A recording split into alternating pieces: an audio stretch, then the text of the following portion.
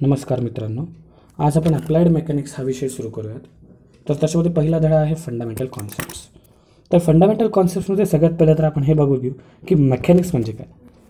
Mechanics म्हणजे एक असं लॉजिक किंवा सायन्स आहे जे आपण एखाद्या बॉडीवरती जेव्हा फोर्सेस ॲक्ट करतात ते स्टडी करण्यासाठी आपण जे लॉजिक किंवा सायन्स यूज करतो त्याला आपण मेकॅनिक्स असं म्हणतो. Okay, it is the science which deals with the study of effects of forces on the body. तर मग आता आपण बघूयात की इंजिनिअरिंग मेकॅनिक्स म्हणजे काय.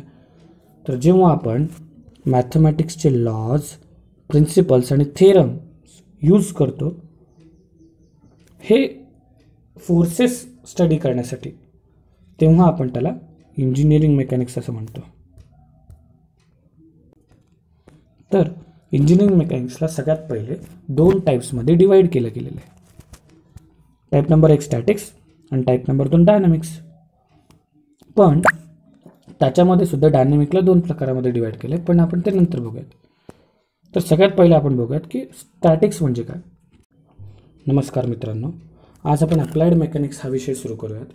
तर त्याच्यामध्ये पहिला धडा आहे फंडामेंटल कॉन्सेप्ट्स. तर फंडामेंटल कॉन्सेप्ट्समध्ये सगळ्यात पहिलं तर आपण हे बघू घेऊ की मेकॅनिक्स म्हणजे काय.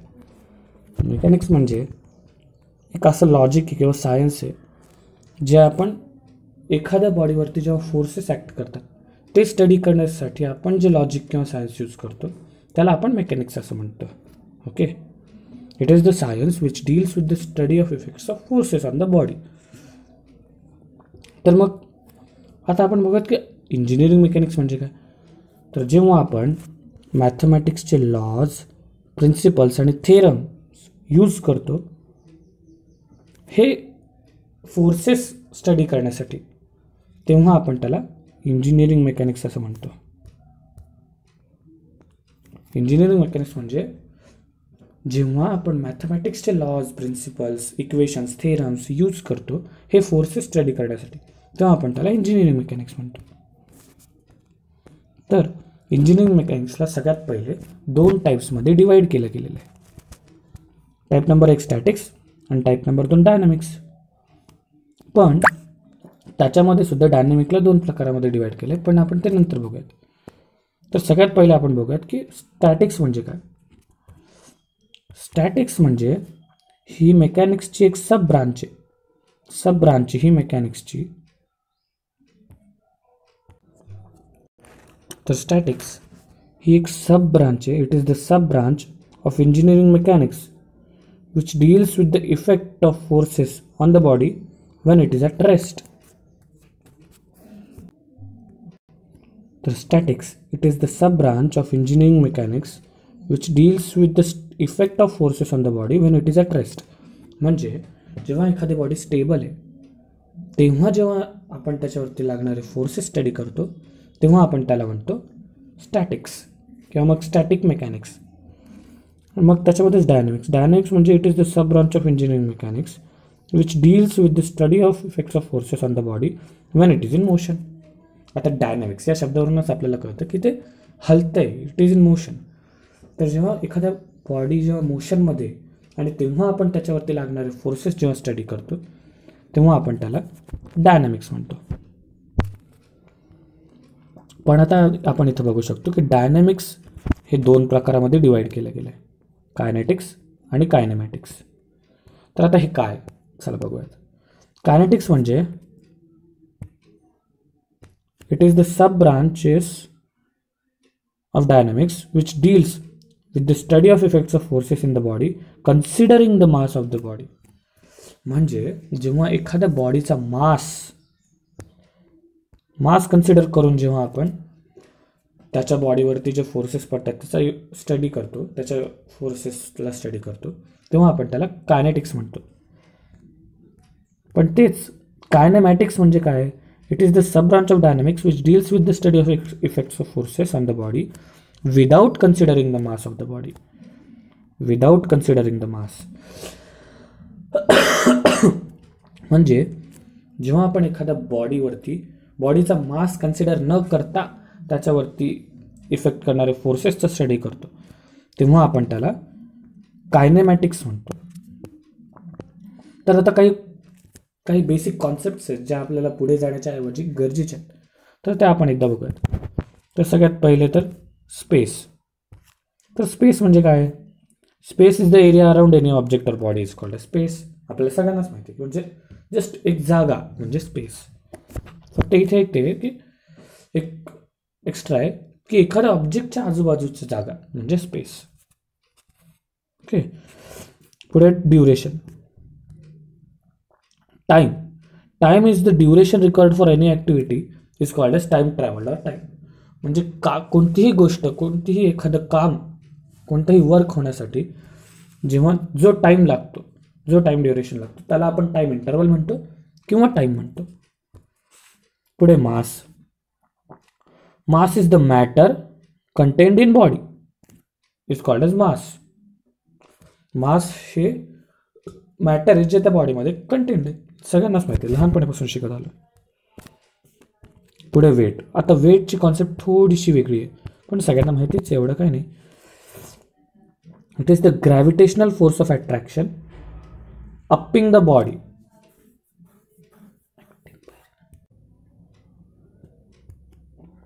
ॲक्टिंग, माझ्याकडून चूक झाली आहे. तर acting upon a body is called as its weight. तर वेट म्हणजे हा एक ग्रॅव्हिटेशनल फोर्स आहे जो एखाद्या बॉडीवरती ॲक्ट करतो, त्याला म्हणतो आपण वेट. तर तो डब्ल्यू पासून डिनोट केला जातो, त्याचा formula W is equals to mg हे सगळ्यांनाच माहिती आहे. तर आता पुढे पार्टिकल्स. पार्टिकल्स म्हणजे कोणतेही छोटे छोटे ऑब्जेक्ट्स जे आपण काय म्हणता येईल एक्सपेरिमेंटेशनसाठी यूज करतो, त्याला आपण पार्टिकल म्हणतो. त्याच्यानंतर रिजिड बॉडी. ही थोडीशी इम्पॉर्टंट कॉन्सेप्ट आहे, आपल्याला पुढे लागणार आहे. रिजिड बॉडी म्हणजे when the distance between two particles of a body will always remain constant under the application of external force,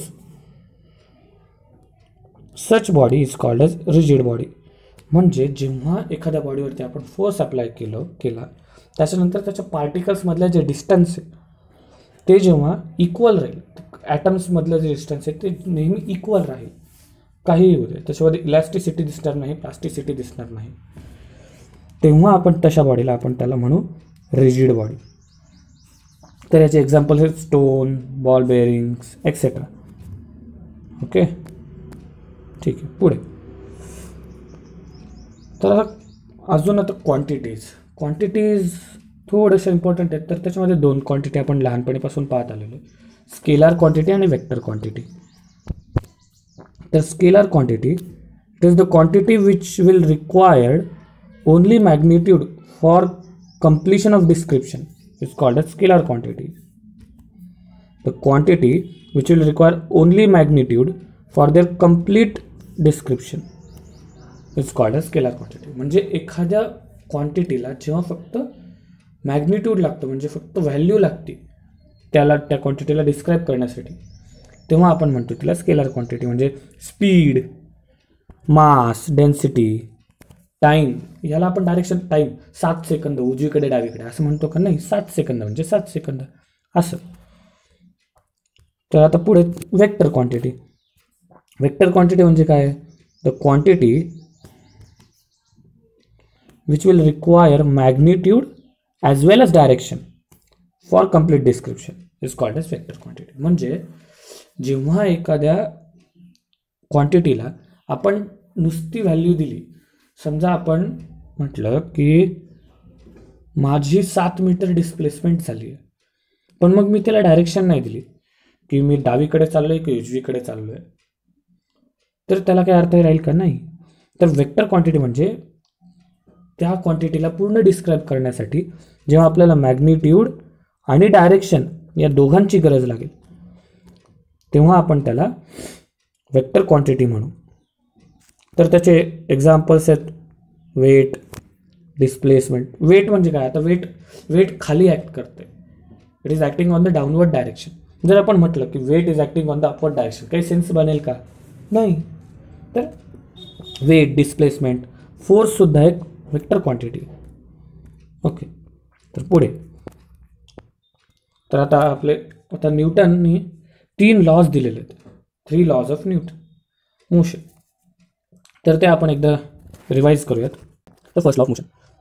first law of motion काय म्हणतो की every body will try to continue in state of rest or of motion unless and until some external force act on it. म्हणजे समजा तुम्ही एखाद्या ठिकाणी बसलेले आहात किंवा चालत आहात, एखादी बॉडी एका ठिकाणी बसलेली किंवा चालती आहे, तर तिला एक तर मोशनमध्ये आणण्यासाठी किंवा थांबवण्यासाठी जे आपल्याला काही ना काहीतरी फोर्स तिच्यावर लावावे. बिना फोर्स लावता ती तिचं स्टेट मोशन टू रेस्ट आणि रेस्ट टू मोशन करू शकणार नाही. तिथे सेकंड लॉ काय म्हणतो की the rate of change of momentum is directly proportional to the applied force express in the direction of force. म्हणजे आता जो फोर्स आहे, फोर्स हा डायरेक्टली प्रोपोर्शनल आहे त्याच्या मोमेंटमशी. आणि मोमेंटम म्हणजे काय? मास इंटू ॲक्सेलरेशन, बरोबर ना. तर force is equals to mass into acceleration. म्हणजे हा फॉर्म्युला आपण इथून आणला आहे. आणि म्हणूनच वेट बघा, वेट हा फोर्स होता जो आपल्या बॉडीवरती लागत होता. म्हणून mg, जिथे g हा ॲक्सेलरेशन आहे जे पृथ्वी आपल्यावरती लावते. ओके, तर इथून तो w is equals to mg चा फॉर्म्युला आला. पहिला हा फॉर्म्युला आला की f इक्वल्स टू ma. तर आता third law of motion. Third law तर सगळ्यांना माहिती, for every action there is always equal and opposite reaction force. म्हणजे समजा मी तुम्हाला 7 न्यूटन फोर्स लावला तर त्याच्याच अपोजिट मला 7 न्यूटन फोर्स लावला, असं माझ्यावरती लागेल. ती त्याची कॉन्सेप्ट. जे जेवढा आपण देऊ तेवढा आपल्याला लागेल. समजा तुम्ही तुमच्या मित्राला मारलं तर तो पण तुम्हाला अपोजिटमध्ये काही ना तरी बोलतो का मारतोच ना, हेच आहे. बरं, चला आता आपण काय फोर्स काय समजून घेऊया. आपण फोर्स फोर्स फोर्स फोर्स बघतोय, पण फोर्स आहे काय? तर फोर्स ही एक एक्सटर्नल एजन्सी, म्हणजे एक असं जसं एक अशी गोष्ट आहे जी एखाद्या गोष्टीची स्टेट, एखाद्या बॉडीची स्टेट चेंज करण्यासाठी आपण वापरतो. म्हणजे मी मोशनमध्ये तर मला रेस्टमध्ये आणण्यासाठी किंवा रेस्टमध्ये आणि मग मला मोशनमध्ये नेण्यासाठी जे आपण यूज करतो त्याला आपण फोर्स असं म्हणतो. ओके, तर ते एफ डिनोट केलं जातं, त्याचं unit newton, kilonewton, giganewton etcetera. तर फोर्स एक अशी एजन्सी आहे which can change the state of the body, is called as force. Okay, तर आता त्याचे पण दोन प्रकार आहेत. There are two types of forces. First pull force, second push force. आता नावावरूनच मला समजते, पण तरी आपण त्याला समजून घ्यायचा प्रयत्न करू. When the force is acting away from the point, he mechanics भाषेत आहे. When the force is acting away from the point of application, that is pulling the point, the force is called as pull force. When a force is acting away from the point of application, away from the point of application, then the force is called as pull force. तर तिथेच push force काय म्हणतो की when the force is acting towards the point of application, it is acting towards the point of application, then that is pushing the point. म्हणजे समजा तू एखाद्या पॉईंटला push करायचा प्रयत्न करतो तर त्याला आपण कॉम्प्रेसिव्ह फोर्स म्हणतो. समजते? म्हणजे जर एखाद्या पॉईंटच्या दूर चाललाय फोर्स, तिथून दूर चाललाय तर त्याला आपण पुल फोर्स म्हणतो. पण जर एखाद्या पॉईंटवरती तो फोर्स ॲक्ट करतोय तर त्याला आपण कॉम्प्रेसिव्ह फोर्स म्हणून किंवा पुश फोर्स म्हणून. तर आता सगळ्यात एक मोठा लॉ आहे तो आपल्याला जाणून घ्यावा लागेल. तो खूप जास्त इम्पॉर्टंट राहील आपल्या पूर्ण मेकॅनिक्ससाठी. त्याचं नाव लॉ ऑफ ट्रान्समिसिबिलिटी ऑफ फोर्स. सोपं आहे, तर समजून घेऊया. तर हा ॲज पर दिस लॉ, हा लॉ काय म्हणतो the effect of any force can be considered at any point which will lie on the line of action of force. म्हणजे आपण या डायग्राम थ्रू समजून घेऊयात की जर ए वरती फोर्स ॲक्ट करतोय पण त्याची लाईन ऑफ ॲक्शन जी आहे फोर्सची ती इथपर्यंत चालली, तर त्याचा जो फोर्स आहे तो आपण बी वरती, सी वरती, डी वरती कुठेही समजून घेऊ शकतो. समजतंय? म्हणजे समजा हा फोर्स आहे, this is a 7 newton force, this is a 7 newton force, पण तो ए वरती ॲक्ट करतोय, पण मला त्याला इथे स्टडी करायचं. तर आपण त्याची जी लाईन ऑफ ॲक्शन आहे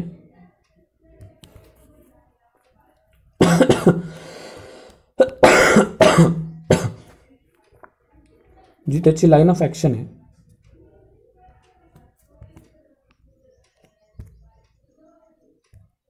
त्या लाईन ऑफ ॲक्शनला आपण एक्सटेंड करू शकतो. Can extend that line of action and consider any point on that line of action to study. So A, B, C, D can act as a force point of application. All the 4 points can act as a point of application, but E, F, G, H cannot act as a point of application. Okay, तर हा होता आपला पहिला धडा, fundamental concepts. Thank you.